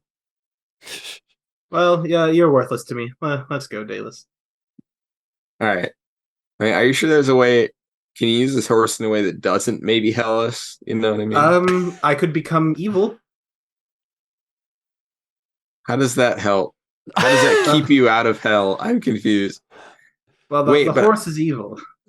My character sheet says I'm not good, so does that mean that I won't go to hell even if you do? Well, then you'll just be stuck here with the demon and you'll slowly starve to death. Right, I suppose that's not a lot better. But maybe I'll just successfully teleport and you won't. Oh, well, we can always try. All right. Go for it. As long as it's in the name of science. Sure. Why not? Oh man, it's getting down there. It's getting lower every time you roll. Yeah. Cool. Yeah. So you. Wow, this horse kind of just trivializes dungeons, eh? Yeah, conveniently, it's almost like we only had a little bit of time to do this, and it really helped us a lot. Man, I remember back in my day, we just had to walk through the whole dungeon. Back in my day, we walked to the dungeon uphill both ways. What are you talking about, Jared? Back in old days and Terra Nullius days, they ran through my dungeon in a cube of force. Or a bubble of force. There was a whole. I don't know if I ever told you this, David. I don't think so. It was like the end of season 4 climax. They're gonna like go through the palace. Go through the palace of like a really powerful Yuan-Ti lady. Okay. And they showed up, like they climbed in from the sewers, and then they activated basically what amounted to a cube of force. Yeah, the beans of force. It's usually originally the cube of force, and it creates a force field around you. But it was like a bean in ours, and so we made it like an oval or a circle instead. Okay. And they activated it, and then just started running. Can you move it? Yeah, it moves with the bearer, so they just had the entire party clumped around her, just moving with her as she went. Oh my gosh. They all held their action to move when she moved, so they all moved in unison. And I had planned this entire dungeon with 7 different rooms, and we just went room by room, and with a giant a one initiative as they went through every room, and there was a couple of their NPCs that were outside of that couldn't fit inside the bubble, and so some of them were dying, but they just kept running through every room, slowly aggroing the entire thing. Oh my gosh! The best part about their campaign is they think they're the good guys, but they're not. They're not the good guys. They're vaguely reminiscent of Christopher Columbus. Yes. Great. Yes. All right. Wonderful. It's beautiful. It is very beautiful. Did you ever finish that, Jared? You gotta finish. I think I'm in the last quarter of what's left. Yeah, you gotta finish it, man. So good. David helped me come up with the ending for that campaign. Mm-hmm. So yeah. So I think what happens here, right, is you guys, shift away and go off to wherever. And I think a succubus appears to you, right? So you're probably resting for the first time in a while because you've been on the trying to get this thing where it needs to go while the nightmare is still active, right? Yeah. And the nightmare's probably gone away. You're camping and resting all in the jungle before you go off to your next place. Try to figure out what to do next. But a succubus teleports in, and she doesn't pretend that she's anything else, right? Usually succubi appear as a pretty young woman or but it's just literally a demon lady who just appears in front of you. Is it an attractive demon lady? I mean, yes, but in a sort of wicked way that makes you feel bad about yourself, right? For thinking she's attractive, right? And she says, "You two just ruined something very major for my mistress. Any chance I can convince you to change your mind?" What's in it for us? Everlasting pleasures. Wait. Well, that seems like a lie. But also, what are we supposed to do? How would we? What do you mean change our mind? We already did it, right? The Lady of Pain is interfering with something that she should not. Demogorgon is going to rule this place. And it's only a matter of time before it happens. And my lady will make sure that her lover gets what is owed to her. Which one's your lady? Malcanthet, the queen of the succubi. Oh, I thought you said malcontent. Malcanthet. Oh, that makes more sense. I know the Lady of Pain sounds scarier. I mean, I don't know anything about any of the ladies. But Oh, so your lady's taken. She literally just laughs. Monogamy is such a quaint idea. Oh, okay. This is a weird angle you're playing here. I don't get it. The Lady of Pain is trying to play both sides of this arrangement, and she will find that does not go well for her. Malcanthet has chosen a side. She is not a fool. But what's You the would other do likewise. side? I'm not sure what you mean by that. Well, she said that the Lady of Pain's trying to play both sides. So what's the other side she's trying to play? Right, so she's playing the side of she's basically trying to make sure that whatever happens here, she's going to come out on top in some way.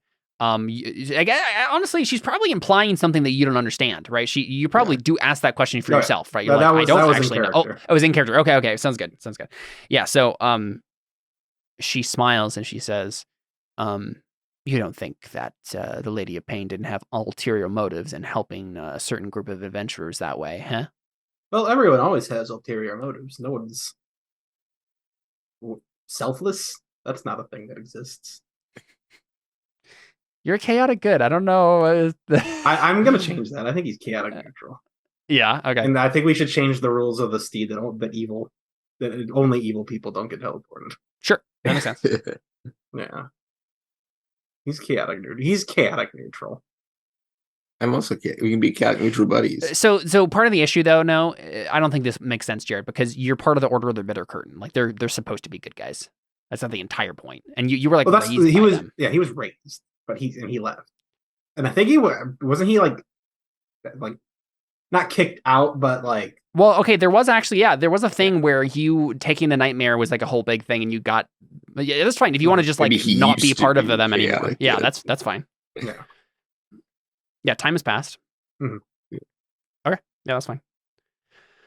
So I've got this thing called I just got, I guess I got it 3 levels ago, but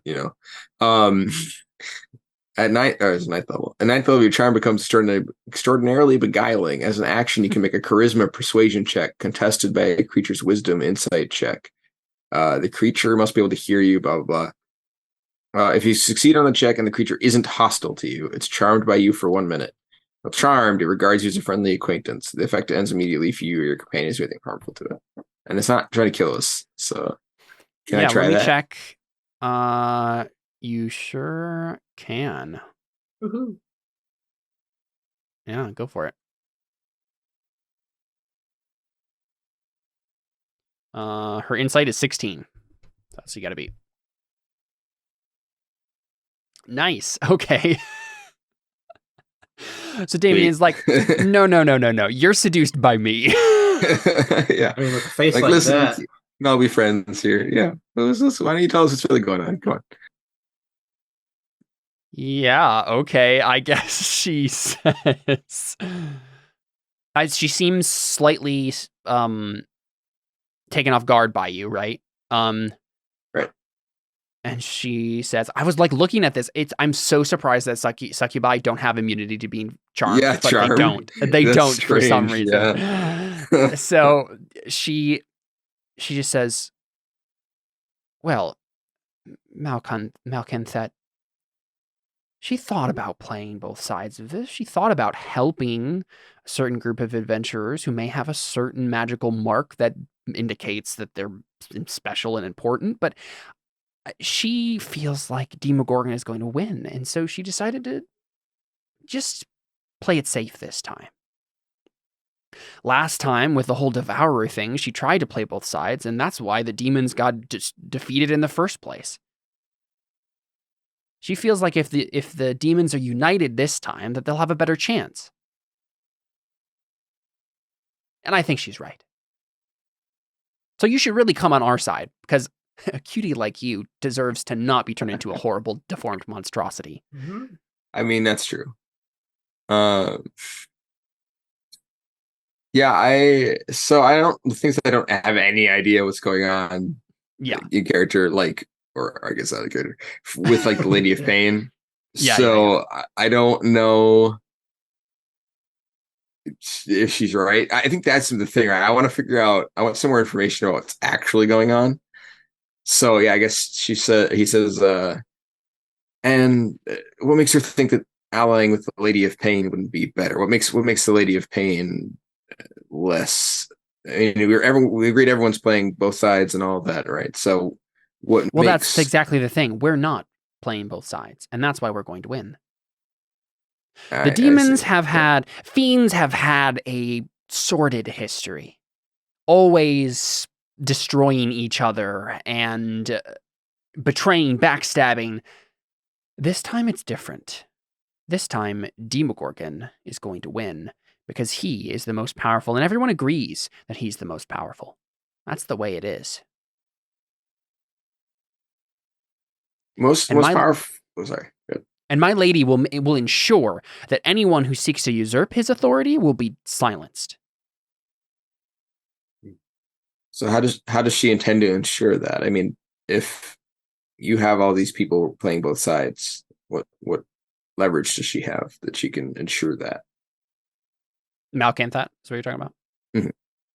She said he's going to ensure that he wins, basically. So I'm just curious what leverage she has that she can ensure that. What makes this lady so sure that she's going to win? Oops. Yeah. I think she says,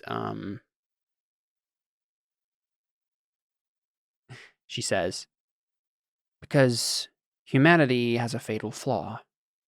Unlike incarnations of evil bent on a singular purpose, humanity, and by extension all sentient races, you're basically all the same anyway, they can be corrupted. They can fall from grace. We're already fallen long ago from grace, and so we know what it's like here. We're very happy where we are. But humans, sentient races, will believe the lie that I told you earlier about eternal pleasures. They will believe it. And that's how we win. Because even if the Lady of Pain, or the Order of the Bitter Curtain, or whoever else wants to play their games, whatever they do, there are still weak men with weak hearts who will fall the moment a pretty face comes into their view. Did she just admit the eternal pleasure was a lie? Well, she wasn't our friend when she... Yeah. Well, how long does this last, by the way? It's only a minute. Okay, so I think it's just ended. Yeah. Right? And then she... That's fair. I think you say that? Yeah, and then she frowns, and she's like, why did I just say that? What did you do? Sometimes people have, I have a way with people. It's hard not to tell me things. It's all right. It's not just you. I have to warn Malcanthat. Shabani casts the Queodal wand. What does that do? Oh, yeah. Jared sent me this wacky magic item the other day. Okay, go for it. Do your thing, Jared. 93. What happens? 93. Okay. So the monkey pulls out a wand. The target smells like onions and begins to cry. Wait, doesn't it do it to a random person though? What? I don't think it's a random person. I think it's you're literally playing. You're playing kiss. Spin the bottle. Spin the bottle. That's what the wand does. Did you not read it? I just read the effects. It's literally like a game wizards play. They spin it around and it targets a random person and a random effect. So you can't activate it at someone. I don't think so. I'll double check the link you sent me, but from what I read, pretty funny. That's what it does. Okay, so when you wave this wand, roll a d4. On a roll of 1, you target yourself. Okay. On a roll of 2 or higher, you target a willing creature within range. Oh, it's a willing creature because This is a tweaked version. Again, Jared, this is supposed to be Spin the Bottle Wizard Edition. Yeah. Okay, I will give you this. If the monkey wants to do this right before her charm goes away, right? Yeah. I'll let, like, while she's saying this, the monkey like goes into the middle of the circle, right? And just like waves it around, and she's like, what is he doing? And Ronan, do you just say like, oh, it's a fun game we like to play. Play along. Perfect. So go ahead and roll a d4. 4. Okay, so willing creature within range works. It hits her, and then onions. Yeah. Okay, so it goes off. So this is what probably happens then, right? Is it goes off right at that moment, and when she says what she said, she's crying as well, yeah. right? She's like, why did I say that? Oh, I need to tell Malkan that right away. This is what did you do to me? This is what? This is where you stab her. Okay. Yeah. Yeah, sure. That makes sense to me. Yeah. How powerful Damien's- is a succubus? I don't know. Relatively, but I think level 2 character or 12 characters should be able to get her, no problem. Yeah. I mean, Damien's only issue with demons is that they're demons and they're supposed to be evil. I don't know. I sure why not. Yeah. How is that not a crit? Come on. All right. Sneak attack. Yeah. So that's 33 damage. Very nice. Is this like a bonus round or what's happening here? You can get a surprise on her. Yeah, I'm just Okay, like great. setting stuff up. So Okay. 33 you said? Yeah, well, if I'm getting a whole round, then I'll make a offhand attack. Yeah. Too. So Sweet. you just did her half of her health in that one hit. Oh my goodness, nice. If a 19 hits, she takes 13 more. Which I hope a 19 hits. A 19 does hit. Yep. Sweet. So 13 more. Very good. So she's not dead. But then go ahead and roll initiative. But at 20, holy crap. All right. Wait, there's a token. Okay. Move. And we'll because if you get to act before her, right, you can just finish her off. Right. Yeah. Well, she got it pretty high. Never mind. And you do. Yep. Oh my gosh. Go ahead and do your Right. just stab her to death. Yeah. Can I stab her to unconscious? That's a rule, right? I can stab her to unconsciousness. Oh my gosh, I got a 1. I still got a 12, but yeah, I mean it still misses. Hey, here's my other one. Yep. it hits. 15, not great. Okay. 13 and then Sneak attack. yeah. No, Yeah, she's dead. Why is it red? I guess I got ones and not greens. All right, yeah. So I guess I like. I'd say for narrative purposes, you just stab her once and she's dead, right? You just stab her. Okay, yeah, sure, yeah. I wasn't sure if I was gonna kill her or not, but I don't know anything. Here, I'm gonna roll and see how much Damien understands about demons and what's going on here, because Sure. I know literally nothing about demons or like succubi or this particular demon or demogorgon or any of those things as far as I know. So what is that? Arcana? Yeah, it'd be Arcana. Or religion? Either of those can work. Doesn't History can also actually work. Whatever you're good at. Because I have zeros in all of them. Okay. Wait, where's history? Yeah, 0. 18.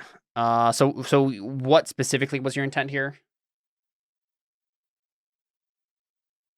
My intent was to get an idea of what I know about demons and whether or not I think it would be a good idea to like not just kill her, or if like basically how much do I know about demons and like that they're bad and I shouldn't try and like do anything more than just kill her. Yeah, I would say 18 is good enough to be like, yeah, that you should just kill her, especially because if you're allowed to, if you keep her alive, she's just going to go back to Malconthet and tell her everything that you just weaseled out of her. And she has, I believe she has teleportation. She can go into the ethereal plane. So it's a good idea to just immediately kill her, and All right, yeah, we'll do that. then she won't be able to escape. Yeah. All right, cool. Yeah, you stab her through the heart, and she just lets. I thought you loved me. Yeah, she's dead.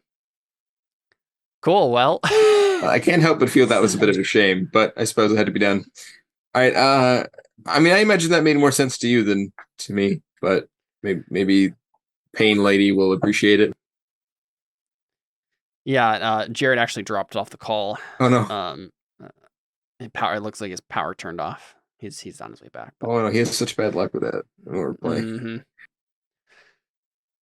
But honestly, I feel like maybe we can just wrap it up there. This is all kind of like randomly improv'd and stuff anyway, and I'm not sure if there's anything more to be done here. Yeah, I mean, short of just like, I mean, if there's anything that she said that the Lady of Pain didn't know, I guess we could tell her that stuff. Yeah. But other than that, and I think the idea would be now we know that Ronan and Damien are kind of working together. Yeah, Ronan's been roped into your vengeance mission here to destroy the Crimson Fleet, and he wants to learn more about the demons and stuff. So yeah, so I guess the only other thing is what does she tell me about the fleet when we get back, and do I get my Statue of Wonder? Oh yeah. So Jared, what did you miss? Huh? What did you miss? What was the last thing you heard? Yeah. I told you to stab it.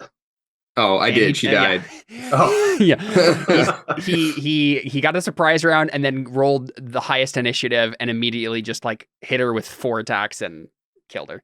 Oh, so good job. Thanks. Can't help but feel it was a little bit of a shame, but I suppose it wasn't going to go well. Oh, hi. Hi. Say hi. Hi. Hi, I'm Gwen. saying hi too. I hear it in my headphones, but good girl. All right. Yeah, so I think the idea would be, right, you would go back to the Lady of Pain and fill her around on all this stuff. Yeah, and then I think the idea, Jared, is that Ronan is now being roped into Damien's like vengeance plan here, and you're assured that you will get some fun demon knowledge out of it. Demonology. There's all sorts of secret demon stuff that's happening with the Crimson Fleet. So, but yeah, Damon. What wonder statues and information do we get? Yeah, I was gonna say figurines of wondrous power. Maybe we just roll randomly for this. That'd be fun. Yeah. Sure. 1, 2, 3. Oh wait, 1, 2, 3, 4, 5, 6, 7, 8. Go ahead and roll a D8 twice. You should take Obsidian Steed and the other one I have off of there. Oh, do you have another one? I have the silver bird. I don't remember what bird it is. Well, let's check and see if either a 2 or a 1 is one of the ones that. So Bronze Griffin and Ebony Fly. Wait, we get 2, or we both get 1? What list are you looking at? You each get 1. Oh. Okay. Are you sure that's the right edition, Caleb? Yep. I'm looking at the compendium on Roll20 here. So. Oh. Okay, so Bronze Griffin. This bronze statuette is of a griffin. It can become a griffin for up to 6 hours. Once it has been used, it can't be used again until 5 days have passed. So yeah, it's just like, yeah, that's a good thing for Damien. Yeah, and you already have a cool flying thing. So, what does it do? Anything else? Like no, it's just like you can summon a griffin. There's like rules about how you can summon it and stuff, but cool. That's basically what it does. I think it fits perfectly that she gives me the fly. Yeah. Yep. Ebony Fly, Ebony statuette is carved into the likeness of a horse fly. It can become a giant fly for up to 12 hours. It can be ridden as a mount. Once it has been used, it can't be used again until 2 days have passed. You know that your enemies offered us a pretty good deal. It was, I think they said a lifetime of infinite pleasure. Is anything like that up on the table here? She just like deadpan stares at you through her mask and then just like walks away. And she's like, "We'll be in touch." I nudge Dallas. That wasn't a no. Is any? I guess I look at. It's sorry, Jared. What's your character's name? I wrote it. Well, how did I forget that? I was trying to think of some weird wizardy name. I think they're running. I'm Gorath like, the Magnificent. yeah, they're Gorath. They're running. I'm like, think anything that the succubus said would be of note, or do you think she just knows all that already? I'm not convinced she's not watching our every movement. Well, maybe we can find out. And I guess I'll convey some of that information. And I want to see if there's any indication of surprise in any way, shape, or form, or even just like, processing. Well, especially because she has a mask. Yeah, there's nothing. I think the last thing she does say to you guys, though, right, is maybe she says this to you, Damien, because Ronan's already gone off to do whatever, or to get the horse ready or whatever. She says to you, if you ever do need to contact me again, my agents are everywhere. Just ask for the Blood Sisters. Not for butter. Yep. So we either get Blood Sisters or demons. Either way, The demons- lots of females. Yeah. Well, I mean, the demons admitted it was a lie, so Maybe they have better luck with the Blood Do that to Sisters. her real quick. Oh yeah, she's a goddess, so I hide behind my giant fly. our goddess is immune to charm.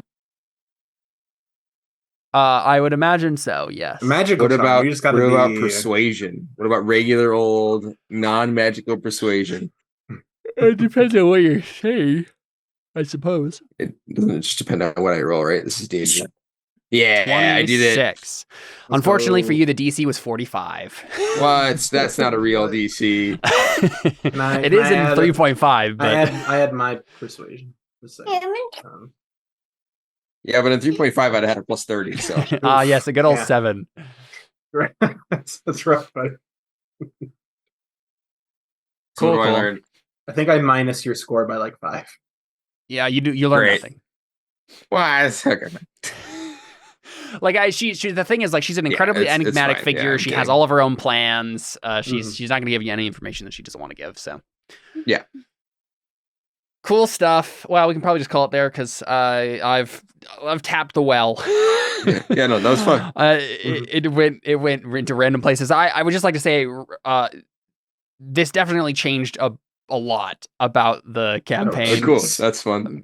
Because so this happens a lot with the side stories because this is the only time I improv in this campaign, because the rest of it is like published adventure stuff, right? But every time a side story comes up, I'm like, okay, I need a thing here. What are all the lore things? And then I just like say something, and then after the fact, I'm like, oh well, okay, I just changed everything. For your guys' information, Malcanthet, the Queen of the Succubi, was originally the one who messed with the yam thing. Not the Lady of Pain. So nice. she was playing both sides, like as a demon. And I just decided right now that the Lady of Pain is a way more interesting figure. I could tie her into an existing faction, the Blood Sisters. And I feel like we've, like, one of the things that I was thinking about towards the end of this campaign, there's like a bunch of go turn the demons against Demogorgon stuff. And like, recruit them and stuff. And we did that a lot at the very end of Terra Nullius. Like, it was them going around and hiring, like, recruiting the rest of the Didn't wanna 7 repeat it. serpents. Yeah. And I was like, I always knew I was going to have to change something about the way that went down at the end of the campaign. But now I know the demons are actually pretty united. It's these other planner figures that they could probably recruit, like the Lady of Pain and stuff like that. So I think this was for the better. That demon the demon you met in the ruin was the original person who went and grabbed the yam in my original idea for this, right, at the behest of Malcanthet. But we had you guys do it instead, which I think was more interesting. So I was just going to be stuck in there for the other cast. Yeah, they get right into it. Yes, exactly. He was stuck in there. So that already happened. That part of the thing already happened, and they found him and killed him. Because he had gone crazy because he had been there for so long. That's funny. So yeah, there's a whole big thing there. But yes, I will It's too bad you didn't leave the decanter of water in the. Yeah, I was really hoping we would kill that golem thing because then when Uh-huh. they came, it would just be dead. Yep. Mhm. I don't know if we would have been able. Maybe Stuff that's resistant to fire. I don't have a lot other than yeah. I could have. You were used doing a good amount of facilitator, damage but- against them. Yeah. Like it was, but I think part of it was just the action economy. You didn't have enough Mhm. like people to whittle it down before it could Yeah. hit you. So When we didn't have like a real tank. exactly, yeah. We might have been able to do enough damage, but I expected Yeah, I us think to we have could've. Another fight after that, so I didn't use Yeah. it. Yeah. Well, we I'm very greedy. Kind of did at the end. Just didn't. Because if I had used everything, I can easily do over 100 damage in one turn. Yeah, that's why I was like, why aren't you just nuking it? Yeah. The worst case scenario, we sleep in the ethereal realm for an hour or something. Because the monkey has the wand of magic missiles, so it can cast 7 magic missiles in one turn. That's the other thing it has. Yep. Well, there you go. That's That's pretty Terra Invicta side stories. A very wacky little side adventure with David and Jared. Cool. Good stuff. That was fun. Well, Thank you. we'll be back next time with some Hopefully. more. Next week, I think in theory we'll be back with some more Torchbearer. We'll see. Which I'm excited for because we'll have plenty of. I think one of the things I was thinking about with Torchbearer is I think I made a mistake trying to get us into the dungeon right away because we had this weird thing where like we hadn't role played with any of the characters and then we were immediately thrown into a bunch of mechanic stuff instead of being able to feel out the characters. So if I was going to do it again, I would have had the stuff in the town actually been like scenes we played out a little bit. Uh-huh. Talking to the guard that your character. I feel David like got, at least, especially towards the end, our characters. Last session for sure. We got we got a lot of good role playing stuff. I just wish think we it had worked been out able to fine. start with that. But Mhm. but basically my point is this next time we'll be able to do a lot more of that because it'll be all town stuff. So it'll be fun. Right. Cool Good stuff. stuff. And Thursday we're back with Terra Invicta Prime. All right, we're doing the beginning of season 5. They've reached Farshore. And they're going to show up. I was telling Jared, David, the next part is where Jared actually joined the campaign as Djembe, because he was attacking as a pirate, attacking Farshore as a pirate, and then he like turned sides and worked with you guys instead. Nice, that's cool. And then you guys recruited him. So we're going to have that whole big thing happen, and then the sandbox will be open to the Isle of Dread, and they'll be able to do all the fun stuff. Nice. But I have done exactly 0 prep for this, and the session is Thursday. So good luck to me, and we'll see if we can get it done. That's how the best stuff always comes out. Yeah. Yeah. Okie dokie. I think we'll go ahead and call it there. Thanks for playing, guys. Yeah. We're Thank out. you. Yep. Adios.